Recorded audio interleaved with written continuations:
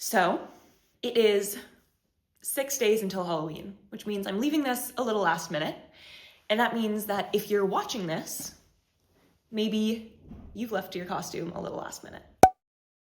Halloween is my favorite holiday. I think a lot of people on here feel similarly. I love to dress up. I love costumes. Probably my favorite costume, maybe tied with my Princess Diaries costume, was I was Magenta from Sky High. I don't know if anyone remembers watching that Disney Channel original movie. And my sister and I were Mia Thermopolis before and after her makeover from the Princess Diaries. So I've always loved Halloween. I've always loved dressing up. And I always struggle to find a costume that's fun and interesting without it being a little too overdone. So this year, I wanted to give you some options for bookish Halloween costumes. So I have a few different categories. I have childhood favorites, nostalgic costumes. I have kind of like glam, vintage, fantasy costumes. And then I have the more traditional Halloween, a little bit spooky, gothic costumes. So those are the three categories that I've broken this up into.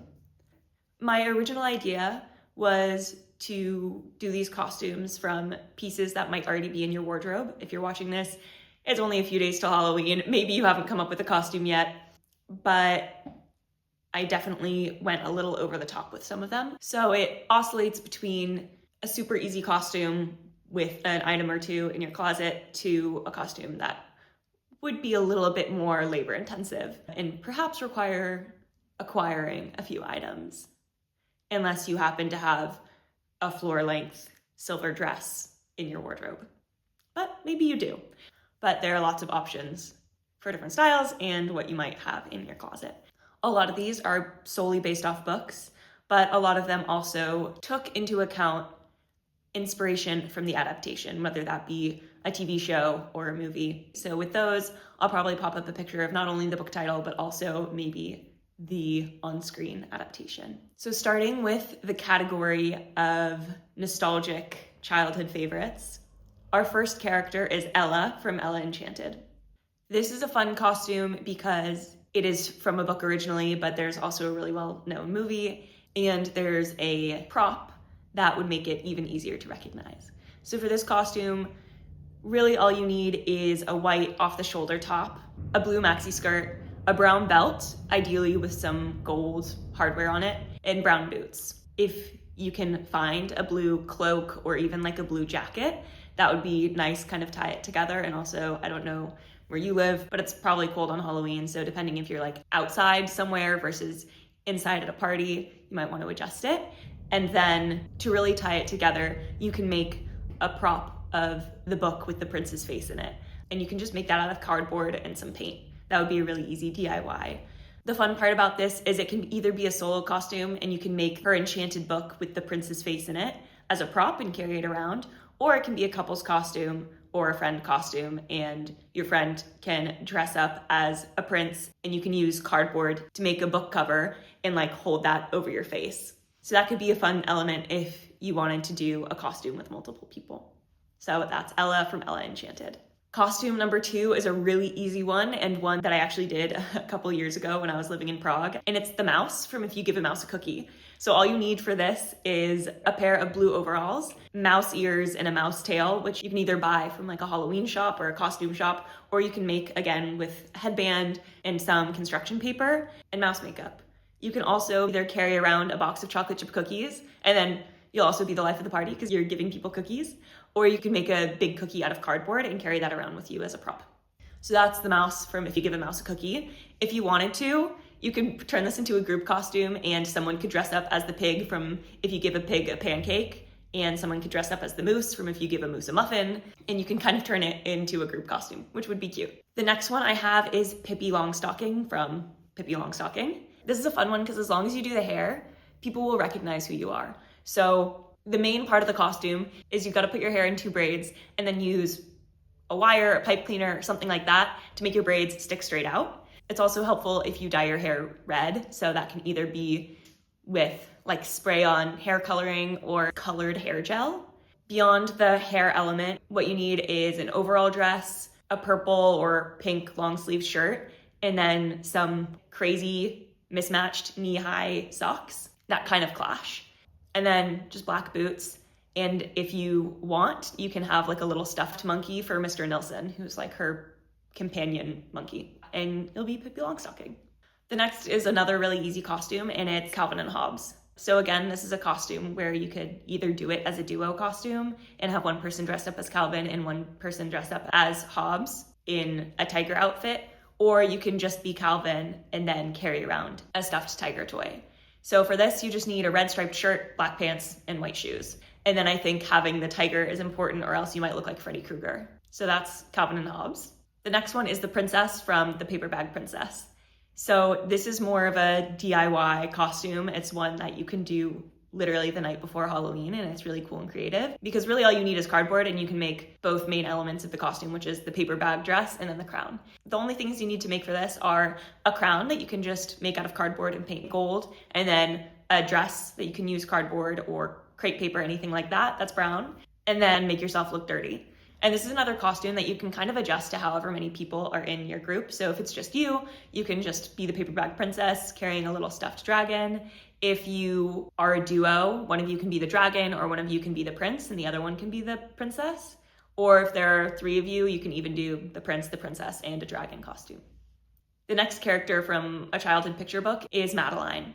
I remember reading this a lot growing up, and I don't even remember what it was about. I think it's just about this little French girl who, I think she might be in like a boarding school run by nuns, but she always wears the same thing and it's very distinctive. It's a blue dress or a blue coat with a white collar, a red neck scarf, and a yellow hat with a black tie on it.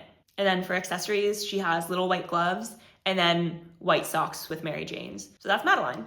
The next one is one of my favorites because I've never seen anyone dressed in this costume. And it's really niche, but I feel like if you know, you know, and it's so good. And this is Strega Nona. So this is a children's book about this old woman who lives in a village, and she's a witch, and everyone in the village knows, but everyone loves her. And she has this magic pot that can just make pasta on demand.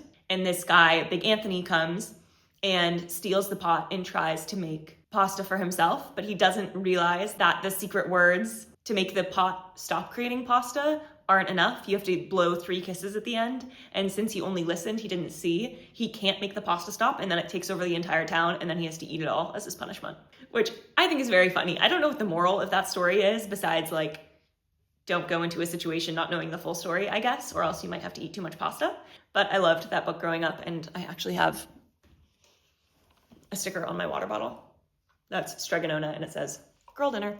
Anyway, for her costume, you need a purple maxi skirt or a dress, an apron, a pink long sleeve shirt, a green sweater vest or regular vest, or maybe even if you have like a tank top that you can put over, and then a little blue babushka headscarf. She also has really pointed shoes. So if you have like pointy boots or something, that's a good addition. And her accessory would be really easy to get because it's just a cauldron, and especially around Halloween, they sell little plastic cauldrons where you can put candy in kind of everywhere. So that would be really easy to get. And then if you want, you can fill it with fake spaghetti or real spaghetti if you want. I don't know, whatever floats your boat. But I think it would be a really cute costume. And once you tell people what it is, they would love it. The next costume is another one of my favorites, and it's Frog and Toad. So this has much less of a specific outfit. It's more just the elements of it. So you want brown and green clothes that are kind of like dark academia-esque. So trousers and vests and blazers in different shades of brown and green. And then if you have one of those little page boy caps, that would be good. Or one of those hats that have the frog ears, that would also be good. And then if you want, you can carry like a Frog and Toad book that makes it more obvious, or a satchel bag, anything like that. And it's best done in a pair. And the good thing about this one is, depending on your style, you might kind of dress like this normally, or at least have some of these elements in your closet. So hopefully it wouldn't be that difficult to do. And the final nostalgic Halloween costume is Mia Thermopolis from The Princess Diaries. The Princess Diaries was originally a book, but it was made into the masterpiece that is the Princess Diaries movie with Anne Hathaway and Julie Andrews. So this is another one where most of the costumes come from the adaptation, but still at its heart, it's a bookish costume. There are so many different options with this one, which is fun. You can either just go by yourself as Mia, or you could go in a pair and have one of you be her before her makeover and one be her after her makeover. Or you can go in even a bigger group and be Mia, Lily, and Lana all together from the school. So you would need a blue plaid skirt a blue button-up top, a black neck scarf or necktie, knee-high socks, and some sort of chunky black shoe. If you have glasses, you could go as before Mia, or if you don't, you can put on a little blue hat and go as after Mia. The other option for Mia is if you want to go as her after she's accepted her role as the princess. For that, you'd need some sort of white strapless dress. So it can be like white with flowers or just all white, whatever. Or you can wear like a tube top and a white skirt, anything that kind of looks like the picture of her where she's decided to become the princess. Then you'd need her tiara, of course, black sunglasses, black over-the-ear headphones, but like the early 2000s kind. And they definitely have to have wires.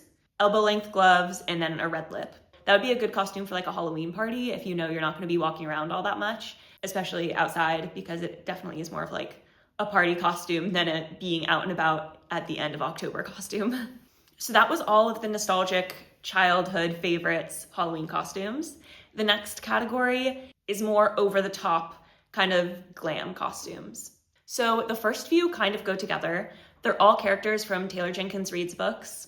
I only have costumes for 2 of them, but you could really do this with anyone from like Atmosphere or Carrie Soto is Back. I haven't read those 2, so I didn't make a costume for them, but I feel like her books are popular enough and her characters are recognizable enough that you could go as one of these, and then if people haven't read the books, you would still look like you were dressed up, but if they have, they would know exactly who you were. So the first one is Daisy Jones from Daisy Jones and the Six. And I know this has also been made into a TV adaptation. I haven't seen it, so I don't know what the costumes are like from that, but this is basically a fictionalized story about a rock band from the 70s and their rise and fall, and it's loosely based on Fleetwood Mac. So all you really need to do is lean into that over-the-top rock and roll 70s style. You can go for any pair of wide leg or flared jeans, and then any kind of hippie 70s flowy top. But you could also wear just like a white boho flowy top, anything like that. One of the keys to this kind of style is accessorizing. I definitely say try to find some fringe. So whether that's like a fringe jacket, a fringe vest, maybe even a fringe belt. And then for outerwear, you can always go for a big fur coat or like a cool, colorful leather jacket. But yeah, as I was saying, just like lots of accessories. So gold hoops or any sort of over-the-top earrings, big sunglasses, lots of rings. And then if you have like go-go boots or brown boots, and then also like a bandana or a headscarf. Basically just way over the top with jewelry and accessories. This costume, you could kind of say is just a hippie girl, or you could say it's Daisy Jones. So depending on who your audience is, if you're spending Halloween with a lot of other bookish people, they would know who it is. Or actually probably a lot of people would know who this is right now, with it also being a TV show. But if you're around people who either you don't want to nerd out with or who might not know who it is, you can always just say that you're like a hippie.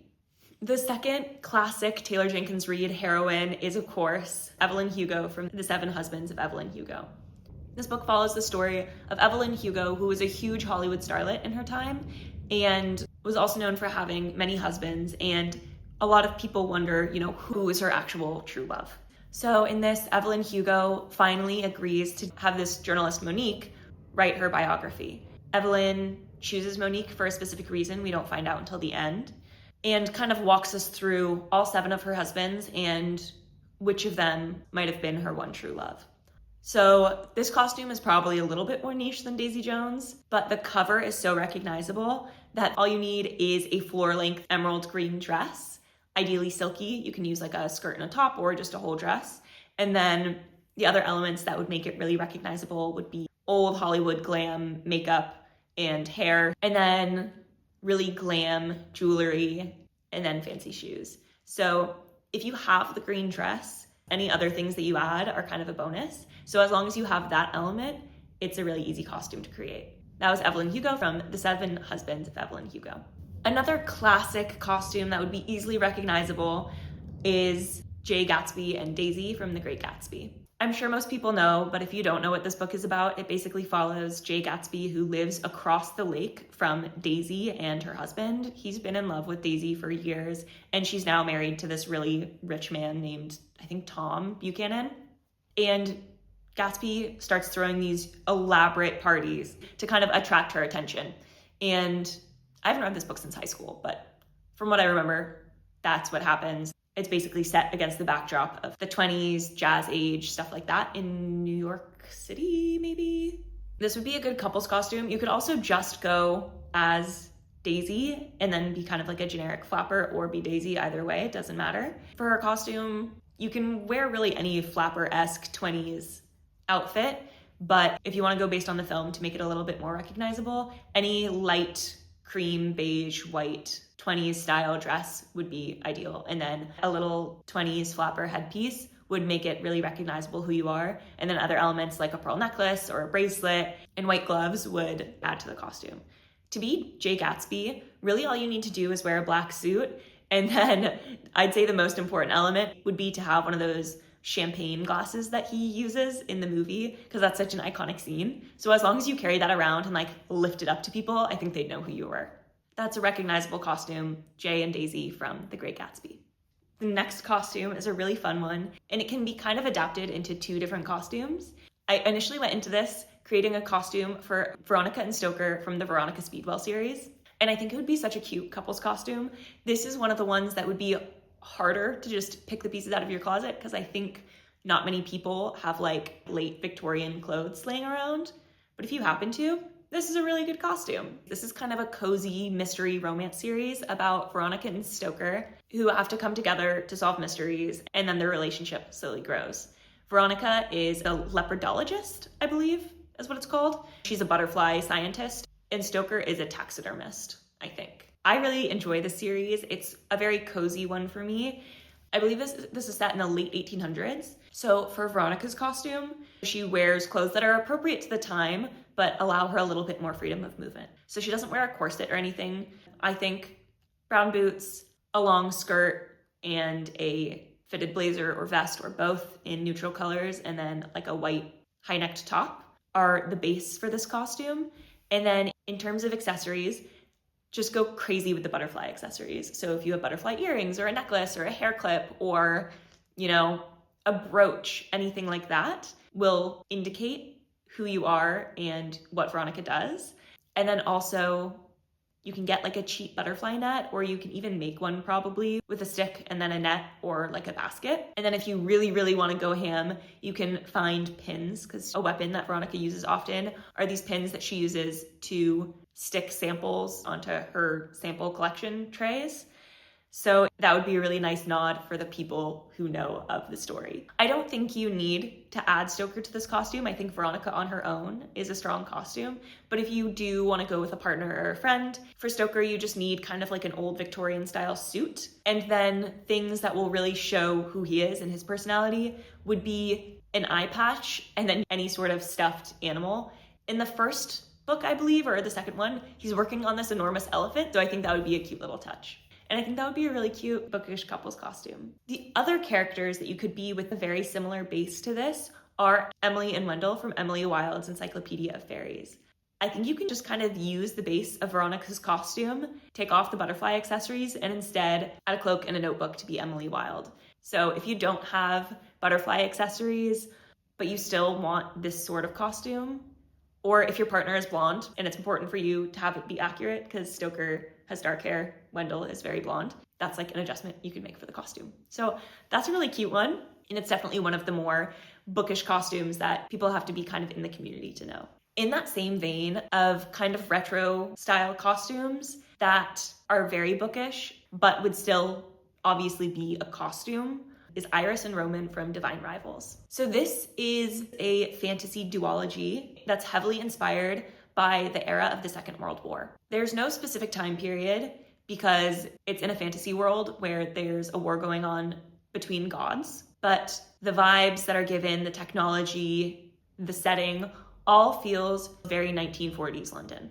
So our two characters, Iris and Roman, are competing for the same spot at a newspaper. So it's kind of a classic enemies to lovers or rivals to lovers story where they know each other in real life and they don't get along, but they are writing to each other, not knowing who the other person is. So they're getting very close through these anonymous letters that they're writing to each other, through these magic typewriters that they have, but they don't know who they're writing to. So this is another costume that you could do solo or with a partner. For Iris, I think the important elements are some sort of 40s-esque outfit, whether that be like a dress or knee-length skirt and a blouse with a blazer over it, anything like that. And then I'd say the most important element of that is a trench coat that her brother gives her, which is really important to her in the story. So any big oversized trench coat. Another important element that she always has on her in the book is a locket that her mother gave her. So a gold heart locket is another important element that would clue other people into who you are. Some other accessories that would make it more obvious would be a press pass, which you can just either print or make, letters, which you can do that trick of like putting them in coffee water and letting them dry to look old and then like burning the edges. And then most people probably don't have a typewriter that they can just carry around, but if you have a briefcase that looks like it could be a typewriter case, that could be a fun element. For Roman, if you do want to have it as a couple or duo costume, stick with the same theme, like kind of a 40s reporter vibe. Brown suit, suspenders, then maybe like a newsboy cap or a fedora, and then some of the same accessories. So a press badge, old letters, and then a briefcase or typewriter case if you have that. So that is Iris and Roman from Divine Rivals. So the next costume is originally a book, but again, I'm taking inspiration from the adaptation of it, and that is Stardust. So this book is about Tristan, and he's trying to woo this girl who doesn't have any interest in him. And when he asks her to marry him, they see a falling star. And she says that she'll marry him if he goes and gets that star and brings it back to her. The problem is that the star falls beyond the boundaries of this town called Wall, and he has to go over this wall to go get the star, which is illegal. And then he finds out by going to get the star that beyond the wall is this fantasy world, and the thing that he saw falling wasn't just a piece of rock, it was a human woman, and she is the star that has fallen. So he goes and finds her, and then they start this adventure of him trying to bring her back to his town to show the girl that he was trying to woo that he did find the star like she asked. And then of course throughout the process he grows closer to the woman who is the star, her name is Yvain, and they go on all these adventures together. This is a rare instance where I think the movie is better than the book. But the movie I love. It's such a nostalgic favorite for me and something that I always want to watch this time of year. And actually thinking about it, I definitely am going to make my partner watch that with me at some point this week, because now I'm craving this movie.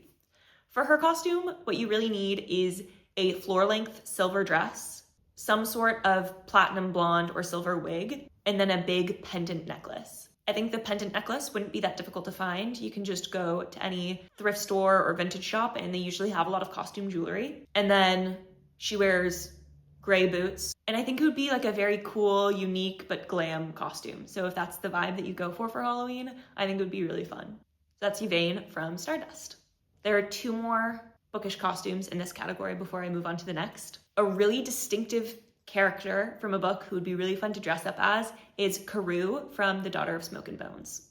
This book is about this girl, Carew, and she lives in Prague, but her home is through this magical door, and her family is basically made up of these monsters known as Chimera. She performs all these errands for her father figure, who is this big, monstrous chimera called Brimstone. What she does is she goes and collects teeth for him, and she doesn't know why, but she goes all over the world collecting teeth for him. And one day, on one of these missions, she runs into Akiva, who is a fallen angel, and he burns her door. From there, we get into a story of a war between gods and monsters, and very much a Romeo and Juliet style forbidden love between Carew and Akiva, and a story about her trying to save her people and figure out where she came from and who she really is. Carew is a really distinctive character because she trades these teeth for wishes, and due to one of her wishes, her hair is bright blue. It just grows out of her head that way. So I'd say the most important element of her costume would be a bright blue wig or temporary hair dye, or if you are someone with blue hair, this is literally the perfect costume for you. And then besides that, she has a lot of tattoos The most important ones are that she has Hamsa eyes tattooed on her palms. She also has a bunch of other tattoos. She has like True Story tattooed on her wrists. So you can make all these tattoos with eyeliner or marker, anything like that, or you can get a temporary tattoo sheet and just kind of put those all over your body. Besides that, she dresses pretty normally like a normal teen, but I kind of picture her in all black. So I'd say just wear like a fully black kind of badass outfit, and then any sort of beaded necklace, because the wishes she gets are in the form of beads that disappear when she uses them. So any sort of necklace with like multicolored beads would be a really good nod to that element. Something you find out later is that she is not entirely human, and her other form had horns. So if you really want to go deep into it, you can wear fake horns. But I think the blue hair and tattoos without any of the fantasy elements is pretty indicative of who she is. The last costumes from this category are from one of my 2 favorite books of all time, and that's Good Omens. This was also made into a TV series, so you can definitely take inspiration either from the TV show or from the book, but it's another one of those that is good for people who might be celebrating Halloween around others who aren't hugely into books, because they might know who these people are from the TV show, if not the books. And the costumes would be Crowley and Aziraphale. This is a hilarious satire on religion, and it's about Crowley, who's a demon, and Aziraphale, who's an angel, and they've both been working on Earth for thousands of years. So throughout these millennia of working on the same plane, they've run into each other quite a lot and have not only developed a friendship, but also a soft spot for humans and the Earth in general.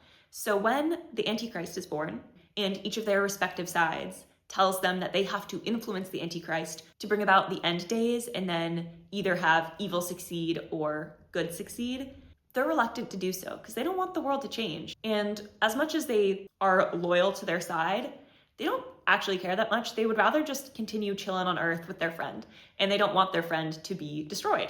So they come to an agreement that they will raise the child completely neutral. The issue is they then misplace the Antichrist and don't know where he is. So you can imagine that hilarity ensues. It's really funny. It's a very intelligent book where every time I read it, I've read it like 5 or 6 times now, I get something new from it every time, and I just adore it. It's such a feel-good read for me. So I think these costumes are best as a pair. Obviously, you can be one or the other individually, but having someone going as your counterpart together, I think is the best option. For Crowley, you need to wear all black, ideally a lot of leather and kind of rock and roll elements, and go hard on the cool rock and roll style accessories. So slicked back hair. His hair in the books is red. I don't know in the TV show if it is as well. So you could either use a wig, again, temporary hair dye, or just go with your natural hair color. I don't think it's that big of a deal. Dark sunglasses, which he wears all the time, and under them, contact lenses that make your eyes look either like cat or snake eyes.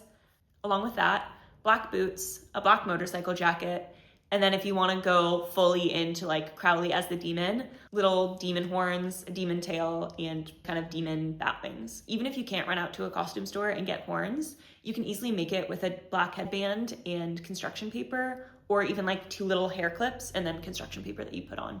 So I think that would be a really easy costume. For Aziraphale, his outfits and vibes are completely opposite. So he wears all white, light-colored, flowy clothes, and he gives more like old librarian vibes to me. So think light academia, a white blazer or sweater vest, anything with a prim collar, flowy pants or dress pants, and then light-colored shoes.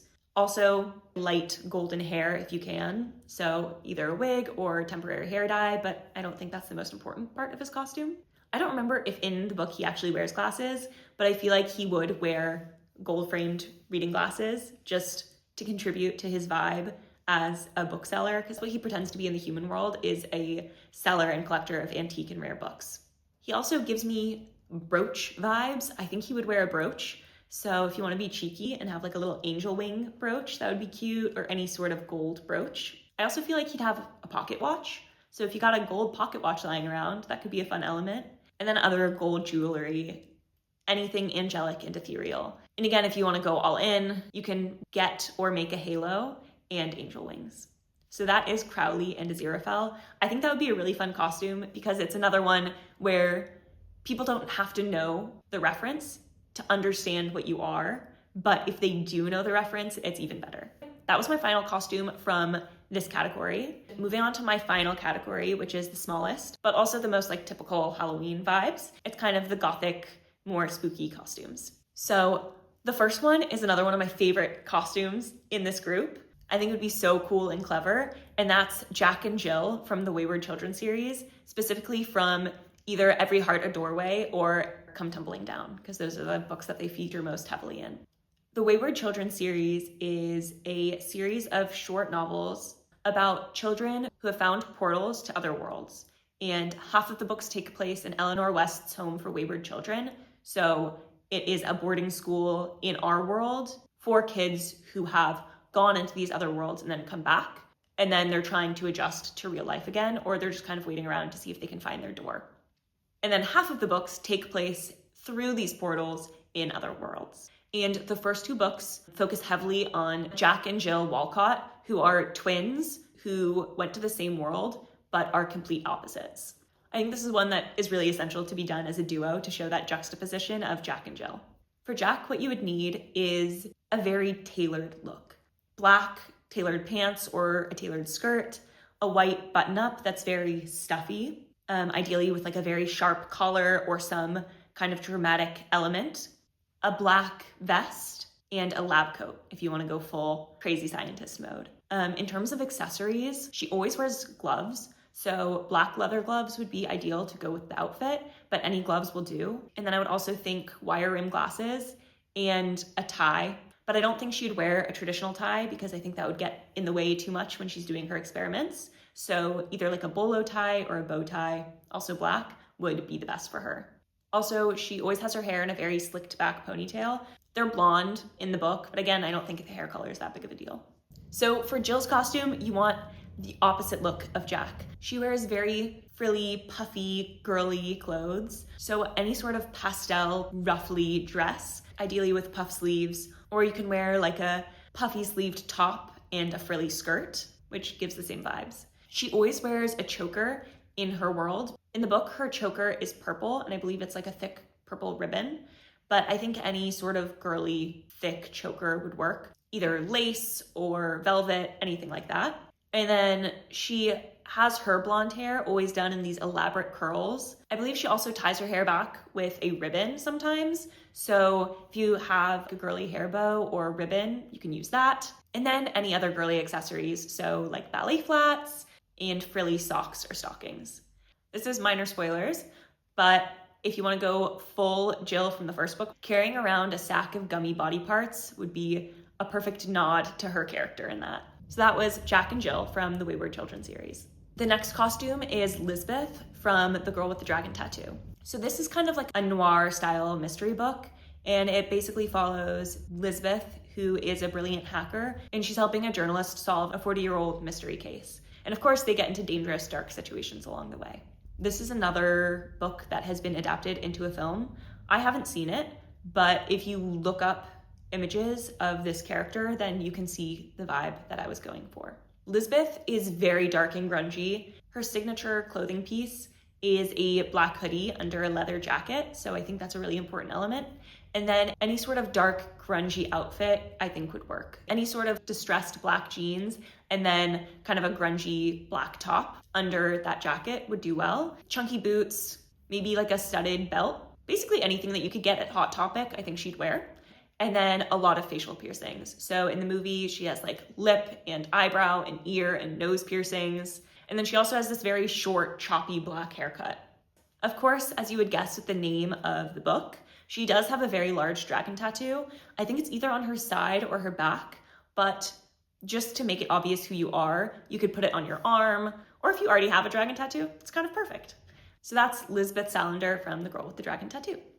Next, we have the four main characters from the series of Unfortunate Events, which is one of my favorite series of all time. I've read it through so many times, and I love Lemony Snicket's writing style and his wordplay. So this series is about three children, and at the very beginning of the series, their parents die and leave them their massive fortune. And throughout the entire series, Count Olaf is trying to find a way to become their guardian so that he can steal their fortune. This is another series that has been adapted many different times. There's a movie that's very fun and creepy, and then more recently it was adapted into a really cool, colorful series on Netflix. I would recommend watching both, but I still think the books are worth reading. So the four main characters in this are Violet, Klaus, and Sunny, who are the kids, and Count Olaf, who's the big bad evil. It's not set in a specific time period, but again, it gives kind of like 30s, 40s vibes, mostly based off things mentioned and the technology mentioned and the visual adaptations. For Violet, the most important element is having a purple hair ribbon. She's an inventor, and whenever she needs to invent something, she ties her hair up with a purple hair ribbon. So having that, either hanging out of a pocket or tying up your hair, is the most important element. Beyond that, any neutral retro outfit, either a blouse and a skirt or kind of a retro dress, and then a pea coat of sorts. To add elements to her costume, you can have a tool belt or like a hammer hanging out of your pocket, anything like that, because she's an inventor. And then if you've seen the movie, bananas and banana peels are a very important part of it.